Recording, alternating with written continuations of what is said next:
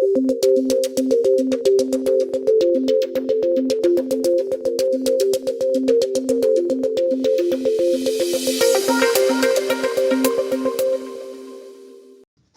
good afternoon. My name is Dr. Olivera, and I first and foremost want to say thank you to everybody to coming over and to watch this webinar, the CME lecture about stroke and neurosurgery. I think the hospital has made a great effort and try to provide for this opportunity to share our knowledge and the advancements in technology that, as fast as technology moves these days, is making us not only willing but also capable of tackling one of the most complex problems we have in medicine today. As I say, my name is Raul Olivera. I am a neurosurgeon. I'm an associate professor at the University of South Florida, part of the complex cranial division. I am the medical director of the USF Neurosurgery Service in AdventHealth Tampa. And I'm also president of the Florida Neurosurgical Society for the next year. And I'm trying as hard as we can to elevate the level of neurosurgical coverage in a tertiary center, comprehensive stroke center at AdventHealth Tampa, being able to do the things here that in the past we were only able to do at Tampa General or in other hospitals in the area, but very few and apart tertiary centers are at this time able to do the things that we do, and I wanted to share that knowledge with you today. Why stroke? Well, the objective of the talk today is to basically understand basic brain anatomy that's related to stroke.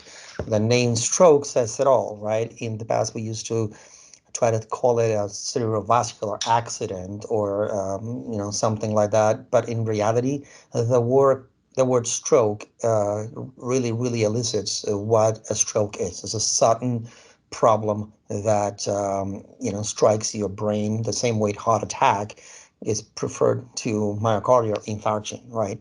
So understanding the basic anatomy of the brain allows us to know more about stroke and how today not only the neurologists are the one that are tackling the strokes when they come through the hospital door, but also how the neurosurgeons can help in the more complex cases, having the surgical techniques and the approaches for the strokes that require a neurosurgical approach. Not all stroke needs a neurosurgeon. A lot of the strokes do not need us to get involved, but once we get involved, this is what we can do to make a difference. The statistics on stroke are always mind-boggling. Everybody knows it's one of the major problems in the United States as a healthcare problem. Almost 800,000 people in the U.S. have a new or a recurrent stroke every year. It's one of the leading causes of disability in the U.S. And it's not only what it causes in the way of human damage, but also the economic impact, and not only for the treatment and the things we have to do for it, but also on the loss of working hours and the loss of workforce for people that get permanently disabled or die from a stroke. Every 40 seconds, somebody has a stroke, and every 4 minutes, somebody dies from a stroke. So what are the things that are important in general of stroke is, the warning signs. Time is money, time is brain, correct? So when you suspect a stroke, it's a medical emergency. You have to be aware, you have to be vigilant about sudden numbness or weakness of the face, arm, or leg, especially is in one side of the body. Sudden confusion, trouble speaking or understanding, sudden trouble seeing in one or both eyes, sudden trouble walking, dizziness, loss of balance or coordination, sudden severe headache with an unknown cause. So these are the suspicion.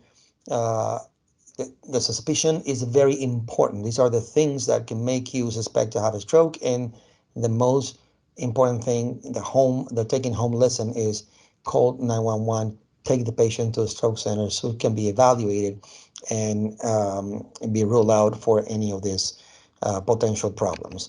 So what are the big two categories of stroke? In general, you can have two kinds of stroke. Either you have a hemorrhagic stroke or you have an ischemic stroke. Here in this picture, you can see how the same area of the brain can be affected from a hemorrhage, or it can be affected from a lack of blood flow.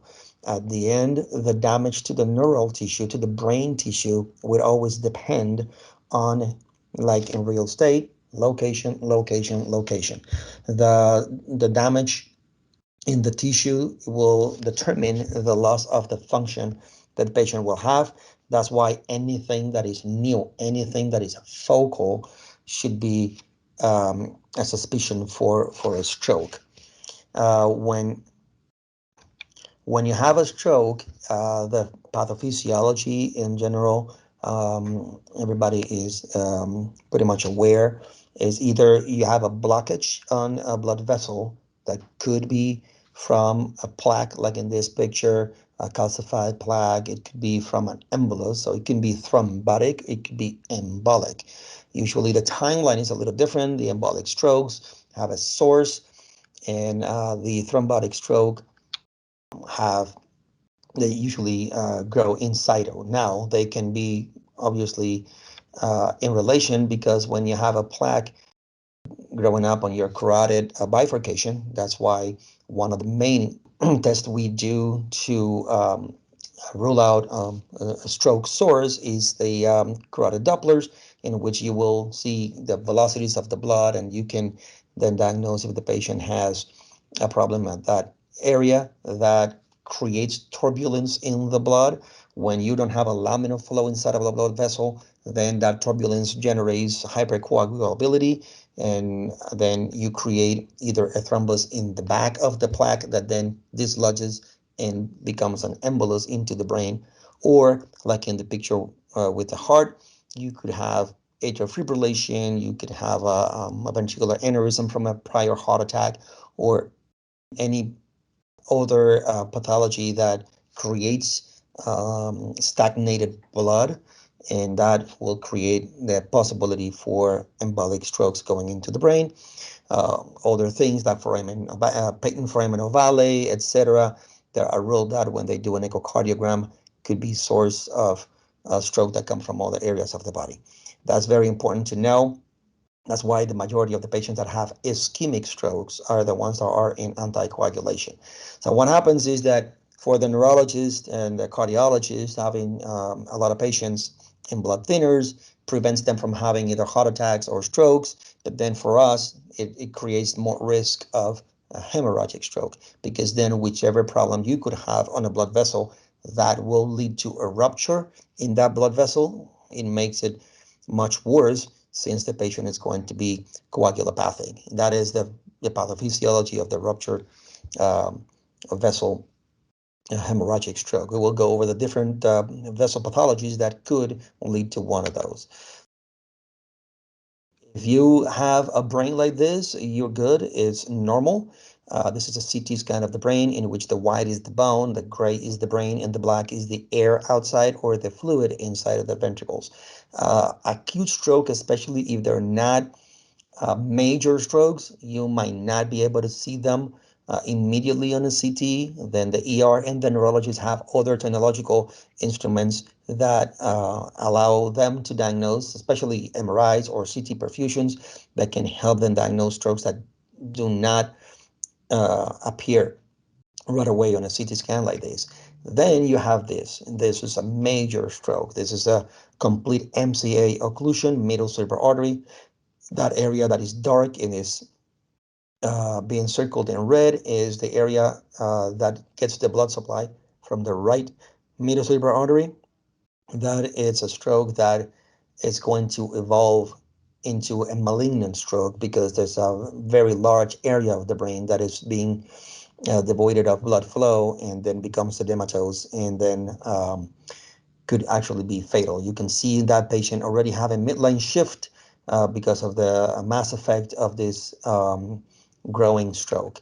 And this is what happens in those cases. They call the surgeon, and this is when we come in, and we have to do what we call a decompressive craniectomy. It's a life-saving operation. We don't improve the stroke per se, but we allow for the brain to protrude outside of the skull and not pressing on the brainstem, avoiding the patient's death.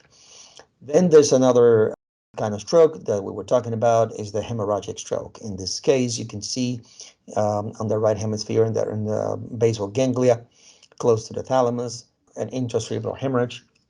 That is a hemorrhagic stroke, which can be caused for many other reasons. It could be just at a hypertensive emergency, but it could be due to a vascular malformation that we're going to talk about later.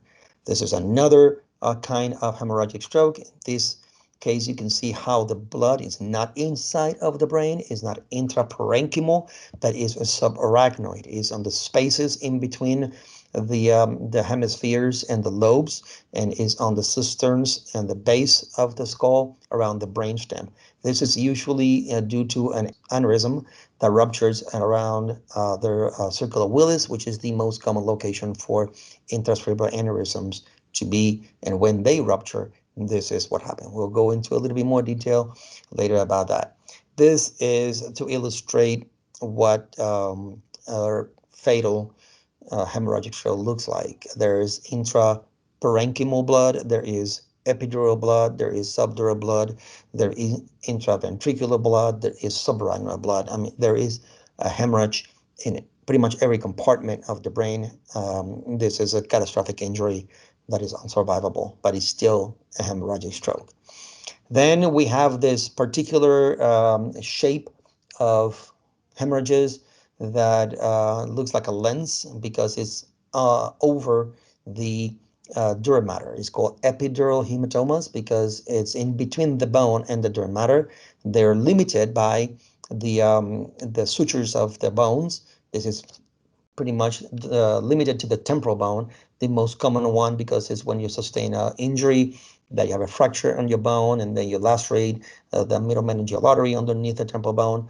These are the patients that are okay, have a lucid interval, and then 2 hours later now the arterial blood is pressing on the brain and they can die very, very fast. This is a super emergency once the patient comes to the ER with a deterioration of the neurological status, because by the time they become comatose, they're very, very near the point of death.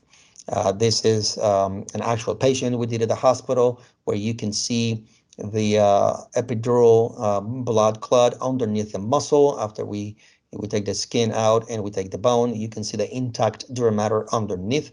So these blood clots do not get in contact with the brain. They do not press the brain directly. They do it through the dura mater. This is a different kind of hemorrhagic stroke. Now you have blood all over the convexity of the brain. In this case, very interesting, you can see on the left side of the patient had already have a subdural hematoma on that side that we operated on, and then all of a sudden, since we released that pressure, the patient, when we finished the surgery, had the contralateral pupil was blown. The pupil initially that was blown was the left pupil, and then the big hematoma was on the left.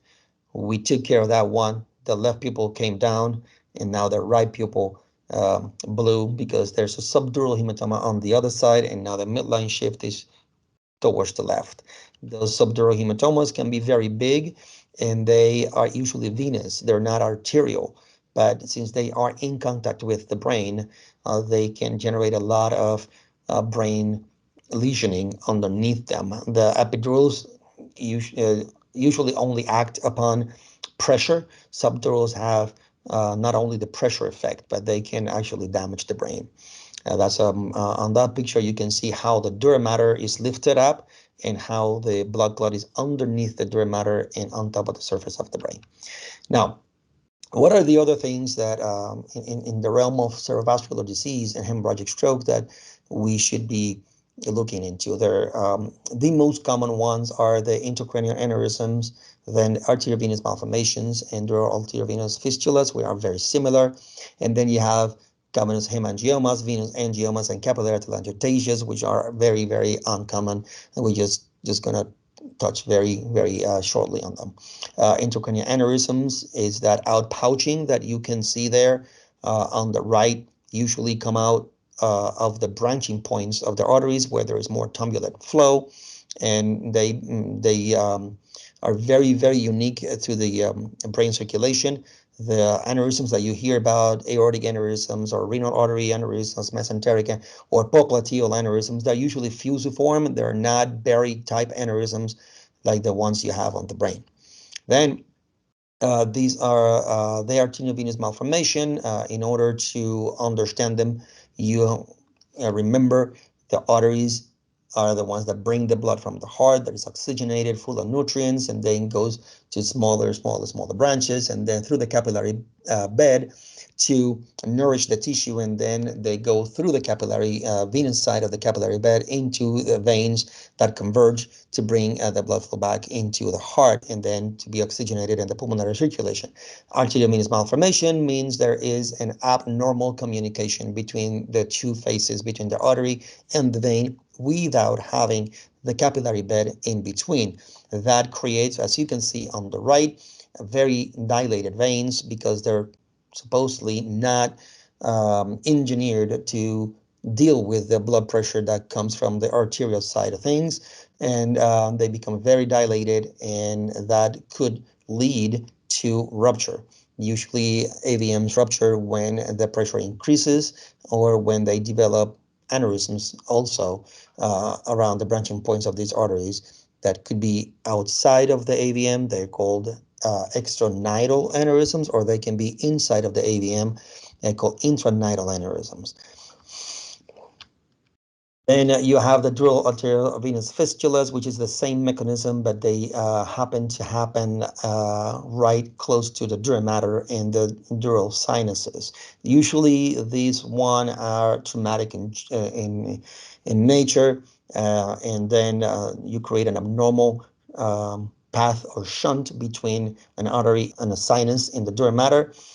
Those are sometimes dangerous too because they create retrograde pressure on the venous system on the brain and can give you a different kind of stroke, which is a venous stroke. Is not a stroke from lack of oxygenated blood supply in the brain, but it's a stroke from lack of a drainage and ingurgitation of the tissue because the venous side cannot handle the amount of blood being shunted from the arterial side. And in those cases, they have to be operated on. Sometimes they can be coiled or they can be can be obliterated endovascularly. And most of the times we have to go there and then put a clip or resect it, depending if it can be completely occluded or not. We have another vascular malformation. It's called cavernous malformations. These are rarer, and it's basically like dilated vein that is abnormal, usually from birth. And there are some genetic syndromes that have multiples of these in multiple members of the family. Those can be dangerous depending on the location. A big cavernous malformation in your frontal lobe might not be very dangerous for you, and even if it bleeds, you might not need to resect it, although it will be easier. But the ones that are, for example, in the brainstem or in the cerebellum or in the areas that are eloquent function-wise, could be very symptomatic and sometimes require complete resection.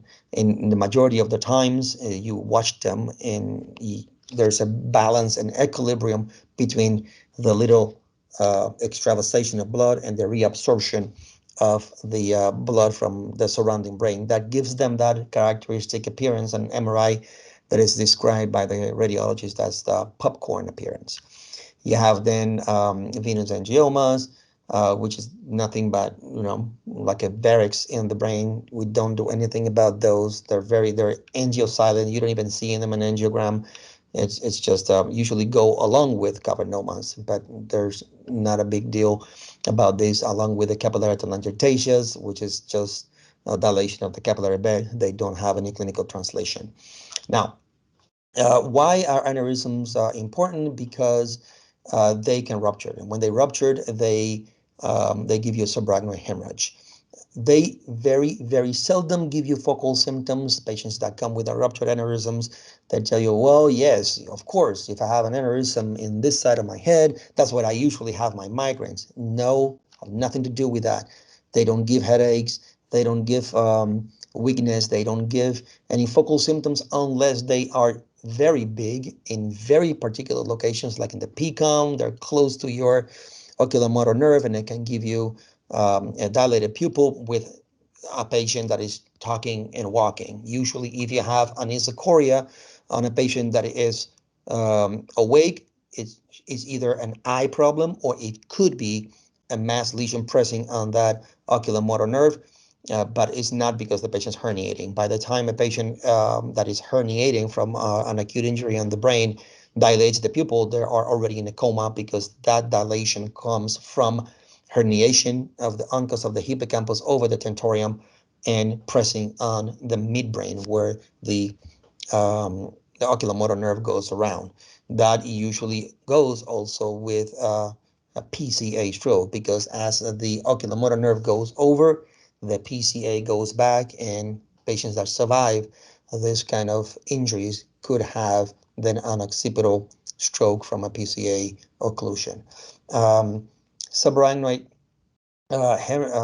hemorrhage could obviously not only be on the subarachnoid space, they could be inside of the brain, they could be inside of the ventricles, depending on the amount of blood, or if the patient is anticoagulated, or the location and size of the aneurysm. The majority of them, as you can see, are in the base of the skull, like I said before, in the circular Willis. That's why when they bleed, it's usually subarachnoid. They can be the majority of them are the classic Berry aneurysms, which you have to suspect on patients that have a family history of polycystic kidney disease. Those is very easy to detect because they have it's an autosomal dominant disease, and it goes in every generation. Multiple members of the family that have renal problems, insufficiency, hemodialysis, etc. For those, you need to screen. For the occasional incidental aneurysm that has no family history, the family doesn't need to be screened. Then they can be associated with AVMs, like we said, or they can be fusiform, like the resident body, but in those cases, we call them mycotic, not because it's coming from fungus, but it could be from septic emboli. Could be associated with smoking, drug abuse, can be post-traumatic, or caused by hypertension, cancer, or just with no other etiology. The majority are the regular circular aneurysms. Um, Going over very fast over the characteristics of the intracranial aneurysms, the taking home lesson is 1/3 of the patients don't make it to the hospital. When you have a ruptured aneurysm, it's a sudden death for 1/3 of the patients. The other 2/3 make it to the hospital, and then it's like 50-50. 1/3 makes it with severe disabilities or die from the complications, mainly hydrocephalus, seizures, vasospasm that can give you secondary strokes, or re-rupturing. Re-rupturing, 80% mortality. 4 out of 5 re-ruptured aneurysms die.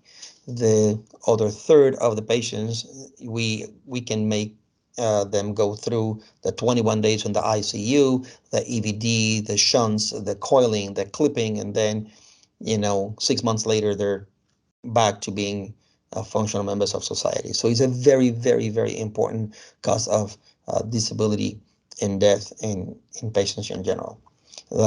They can be the technologies we have today to treat those. You can do coiling, endovascular coiling, which is done by the interventional radiologists, although some neurologists and some neurosurgeons do it too.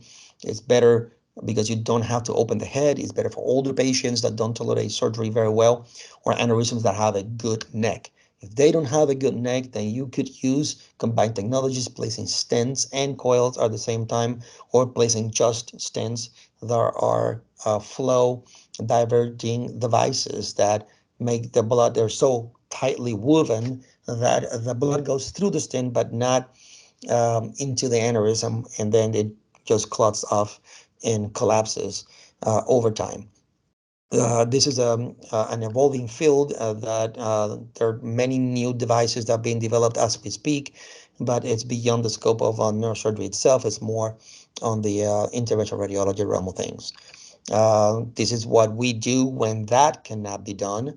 We clip the aneurysms through the neck. Sometimes this is an actual case I did. Sometimes you have, this is under the microscope. Sometimes you have to put multiple clips if the aneurysm is white neck, if it's the bifurcation of other vessels, that you could potentially put the clip around the vessels and give the patient a stroke. So no two aneurysms are the same. You can be very creative and yeah, you can see in the bottom picture, you have the aneurysm and then the vessel that is right coming off the main vessel right on top of it. I had to put that clip in there and preserve that vessel. It was impossible to put a stent. It was impossible to put coils on that aneurysm, as you can tell, because anything that you would do to that aneurysm will occlude the takeoff of the vessel right on top of it and will give the patient a stroke. Luckily, this patient did very well. Unfortunately, fortunately for the patients, of course, we do this less and less because the endovascular technology is getting bigger and better every day. That means that we only get to operate on the really, really complex and really, really bad aneurysms. So we have less patients to do easier cases. We have less patients that are usually more difficult. This is another case of an aneurysm that you can see rather than the Acom complex right at the center. That was the right multilobulated, very dilated, that we have to approach surgically. There's no way they can do anything endovascularly for these aneurysms, and we approach it through the sylvian fissure. You see there the temporal and frontal lobes. We have to go basically to the center of the head, doing using the anatomical channels there and go behind the eye and on usually the Acom artery communicates the two anterior cerebral arteries that is above the optic chiasm, so it's really really at the center above the pituitary. It's a big surgery and very complex, and this is the only thing that we can do for these patients. We can get very creative and be very aesthetically appealing for certain patients. Same surgery on this patient and on that one that doesn't really need that extra care. You can see same thing here, another aneurysm, very big, coming to the left with another vessel coming out of the bottom of the aneurysm itself. That is an actual picture of it with that white is the calcification on the neck of that aneurysm. That was very difficult to do because when you put a clip on it, that calcium could break. And if it breaks, there's no way to fix it because it's calcified. You cannot put a suture, you cannot put a glue. You have to take the vessel, and taking the vessel and give the patient a major stroke. This is to illustrate the technical nuances we have these days. These are the two patients that you just saw, in which we use this technique in surgery that we preserve the frontalis branch of the facial nerve, going even if you go through the muscle, so they can both have very minimal atrophy of the temporalis muscle, very minimal asymmetry on the face, and then they can both raise the eyebrows symmetrically, which is something in the past was very difficult to obtain, and the patients will have sequelae after the surgery, and they couldn't raise the eyebrow, and they looked like they did have brain surgery. This is a very particular case I did. This is an AVM. You can see it right there at the center when you see the nidus, that little spaghetti ball of blood vessels. This patient had surgery previously by another surgeon. You can see in the center picture in the top, like she has metal plates on the previous craniotomy. But then the resection was not complete, and the AVM regrew. Young female, I went through the old incision. Obviously, I was careful with the aesthetics, and I was able to get all the way in between the two hemispheres down to the corpus callosum and into the ventricle. This was inside out the ventricles.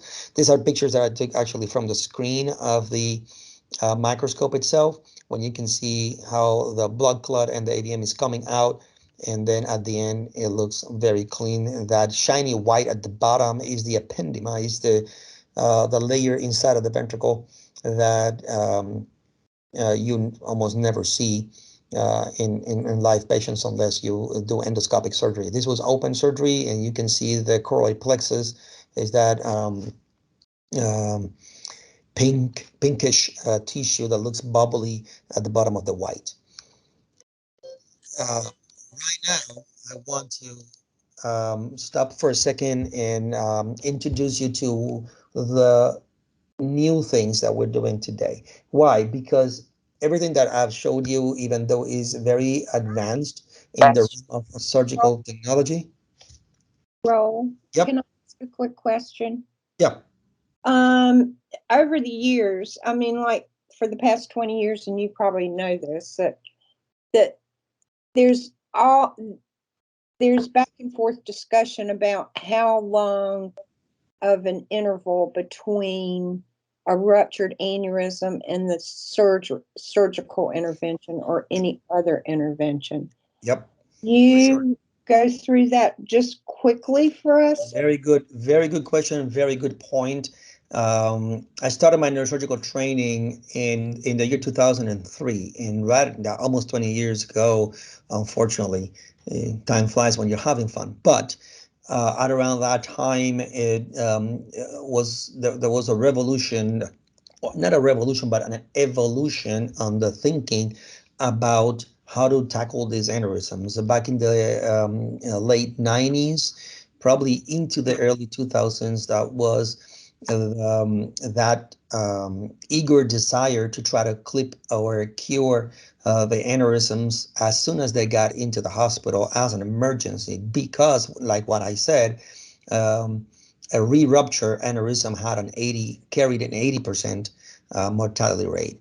The data, the retrospective studies done at that time slowly tilted the balance towards not doing this in the middle of the night, because the outcomes were not really justified, as you were trying to do this very, very demanding and technically sophisticated operations at 2 o'clock in the morning with your skeleton crew, and not with the people that are trained to do these kind of things, that the patients, it was demonstrated the patients were actually doing better when they were being done at 8 o'clock in the morning with a fresh surgeon and the A team.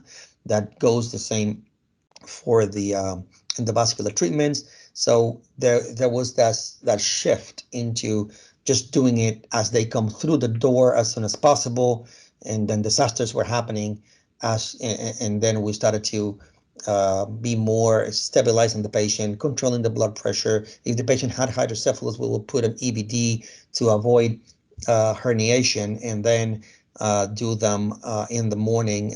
We don't want to wait, obviously, 2 or 3 days, but in some cases, we have had patients that have had other medical conditions, and we have actually taken the British approach, which I don't think they do that anymore, but it was historically interesting to know that in England they used to treat the patients 21 days clinically only, with medication only, and to avoid vasospasm and all the complications. And those that survived 21 days, those were the ones that were taken back to the OR and operated. But that was, long time ago.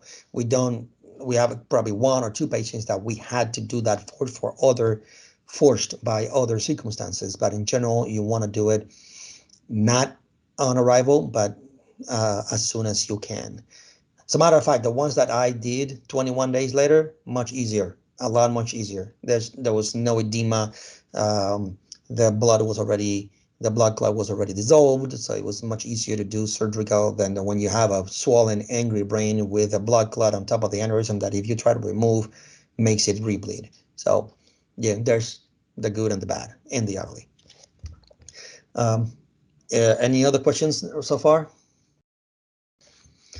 Okay, so now we're going to go into the realm of the new science fiction technology that computerized power has brought to the development of neurosciences in the world. I think that this little documentary that I'm going to play right now will illustrate pretty much where we're going. This is technology that we acquired 3 years ago in Tampa to try to bring our surgical cases to the next level. Very few centers in Florida have this kind of technology, at around 50 in the country. And we're proud to say that we're probably, between the 5 and 10 busiest centers that do this robotic technology, not only for brain, but also for spine. But in this case, applied to stroke, which also is used for brain tumors, for pre-planning and resection of hematomas, etc. So let's see if we can play it.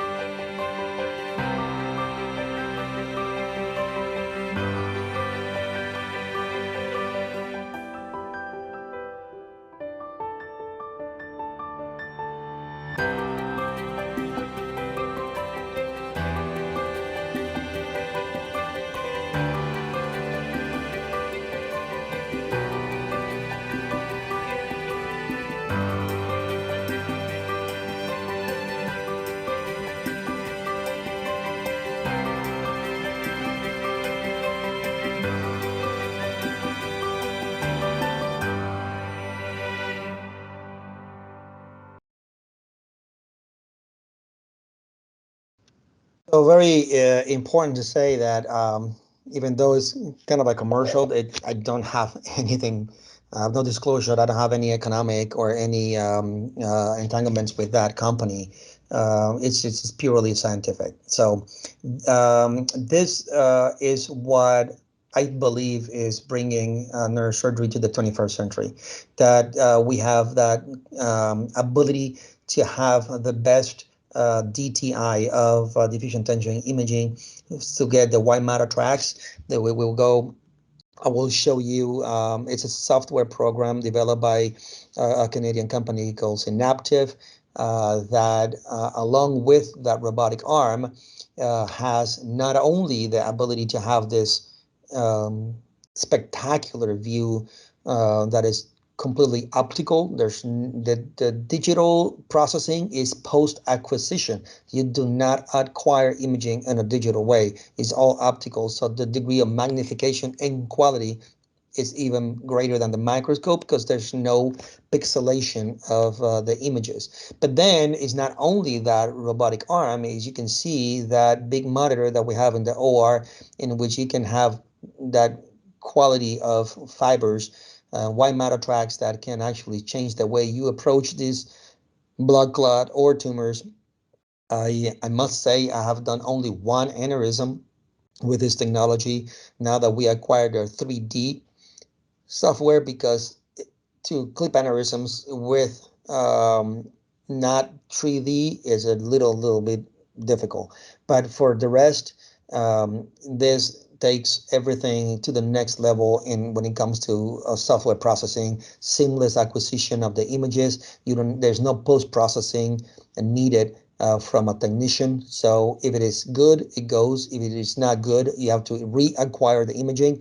So that patient that has to go to the OR, and then once the patient's in the OR, the images are not good enough, that we don't have that problem anymore. Then I like this quote, not only because it's mine, but it's because it's the truth. Technology is not only becoming the new standard of care, but also opens a whole new window into the future of neurosurgery as a whole. I think that what we are doing with this is changing the approach. There in that image, you can actually see how the software incorporates the brain path as a tubular retractor for minimally invasive brain surgery that you can introduce sparing the white matter fiber tracts and along the blood vessels without, it's calculated to be 13 millimeters in diameter, so you don't, the traction injury in the dissection through the white matter tracts is minimal, and you pull that after you take the tumor out, or you take the blood clot out, and you basically can see it in the postoperative images. So there doesn't leave a track of lesioning in the good brain as you try to reach the deeper seated hemorrhagic strokes or tumors. This explains pretty much what I was just telling you about. The white matter tracks, they're color coded. The ones that go back and forth, up and down, and side to side, could be identified and then individualized. This is what you will see in the OR in the big screen. You're able to pretty much have a very good idea three-dimensionally, and these are all the fibers. You can skeletonize them to get to the main white matter tracts that you will be involved. You can see the corona radiata, you can see the fasciculum, the arcuate fasciculum, and all that. This is how you will plan surgeries these days. It will give you even the diameter of the craniotomy that you will need. Let me see if I can stop it there. Yeah, you can calculate in order to reach a deep-seated blood clot, for example, then how big your craniotomy will be, that you can angle it one way or the other to reach the limits of the lesion, and that you can see the intersecting fiber tract that is on your way. You can plan your surgery around it. I think that this is fantastic for our patients. You can see here another example in which you planning the approach for this hematoma, right, over the arcuate fasciculum, and avoiding the optic radiations, and avoiding the ascending and descending white matter tracts. So it's very important. It has changed the way we approach some of these lesions, because you're not looking now for the shortest way to the lesion. You're looking for the one that is less dangerous for the patient. Same thing here, kind of like how you plan it, how you modify your trajectory in order to get to the lesions. Can be used for both tumors and hemorrhage, like I said. This is very quickly a depiction of the optical power that this technology has. This is not a patient of mine, but it can actually show you how you can go all the way to the Sylvian fissure, and you can see the optic nerve, you can see the carotid all the way down in the circle of Willis, and the great degree of detail that we can obtain with this technology these days. This is also how you, with the one, you can actually, this is a tumor surgery, but how can you direct different angles without having to touch the microscope, without having, this is through that tubular retractor, taking a tumor out that with minimally invasive, this is 13 millimeters in diameter. So very interesting, very good technology that these days allow us to do things that before they could be done, obviously, but with a lot more risk for the patient, and more morbidity and complications related to surgery. This we using this not only for the benefit of the patient, but it's also for the benefit of the surgeon. Long surgeries with your hands up, ergonomics, fatigue, surgery time that was spent adjusting the microscope, all those things, bad positioning, are much better tolerated right now with this technology. This is how my OR looks today. I'm sitting comfortably, staring at a very big monitor. As you can tell in this picture, I have a resident behind me, and my OR team is looking at the monitor too. So everybody's seeing what I'm doing. No room for mistakes because everybody will know I did it, is looking at me. But at the same time, educationally, is very important, and also has my staff, I don't have to ask for instruments. They know that if I'm bipolaring a blood vessel, I'm going to cut it next to it. And the moment I get my hand out to return the cautery, they put the scissors in my hand because they're following the surgery with their eyes, not just by my verbal commands. Make surgery much more silent and smooth and gets on a very good flow. Now, I want to I got into the robotic in neurosurgery and the white matter tracks because I was always interested in doing minimally invasive brain surgery. But then that led me to the Synaptiv robotic technology. And this is something that I would like to share with you because it's very new to me. As president of the Florida Neurosurgical Society, on last meeting we had it in August, and the previous president, the past president, it usually the president has to give the first lecture of the meeting. I'm responsible for next year's meeting, but his lecture was very, very, I would say, illuminating in this technology that I'm going to present to you guys now, because I knew of it, of the existence of this, but I was not aware that it was being used. There's only one place in Florida using it right now, in the University of Miami, and the presentation from Dr. Michael Ivan was astonishing, and I loved it so much that I got in contact with them, and I actually did a case, one case already with this technology here in the hospital. A patient that I shared with Dr. Rogers, she did a water test on him, and we resected a very complex temporal lesion that with this technology, I was able to have an extra information about functional areas of the brain. And this is part of the Human Connectome Project, which is kind of like the Human Genome Project, multinational, multicentric project with adding computing power for brain networking.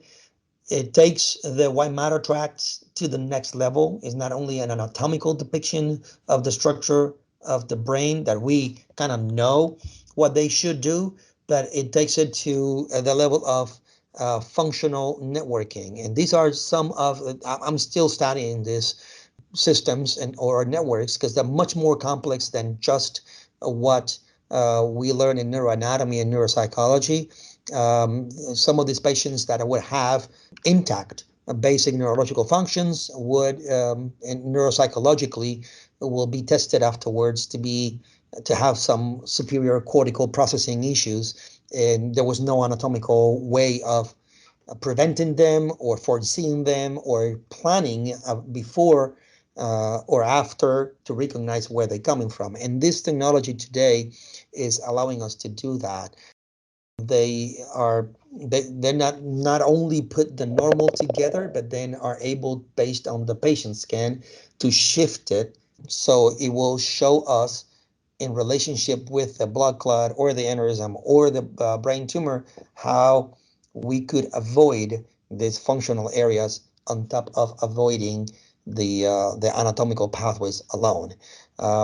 This connectome project, I think, if you can see here, this is these pictures, the one on the left and the one on the right, kind of like tell you how the old uh, technology which would depict just the pathways, and now how all these little squares of the functional processing get superimposed and give you the extra information that you need to avoid further. This is very, very sophisticated. I think that this is going to be the future of neurosurgery in general. It will be not only good for stroke patients, especially those that are not even surgical. I think for the neurologists, I think for the neuropsychologists, that even for the psychiatrists, this is going to be paramount in the future to establish, the anatomical substrate of neuropsychological dysfunction and other superior cortical impairments. I think that with this, I want to bring the talk to a close. I think that talking about stroke and going from ischemic to hemorrhagic stroke and the potential of neurosurgery and neurosurgical procedures and technologies to help these patients is it's an open field. I think that we're going to be moving more and more towards the functional side of things and preserving not only the patient's life or the patient's anatomy or the patient's focal neurological abilities, but also the ability for the patient to be productive and to have a good quality of life from the psychological point of view. So always remember, patients first, keep growing, work smarter and harder, continue to study, be engaged. I'm not going to talk about the administration because they're the one making this possible for us today. Um, Everybody knows I love clinic, but it's where you find patients and it's when you know what you did for these patients. I'll never forget these patients in the ICU that everybody thinks they're going to die, and the intensivist thinks that they need palliative care and they want to. There's no way they're going to survive this, and then they come walking into my clinic 6 or 9 months later, and then I send them a picture of them to say, look, this is what I get to see that you guys don't. Or obviously is where the magic happens, and collaborating with other teams, ENT, neurology, of course, neurocritical care, neuroophthalmology, oculoplastics. It's always very important.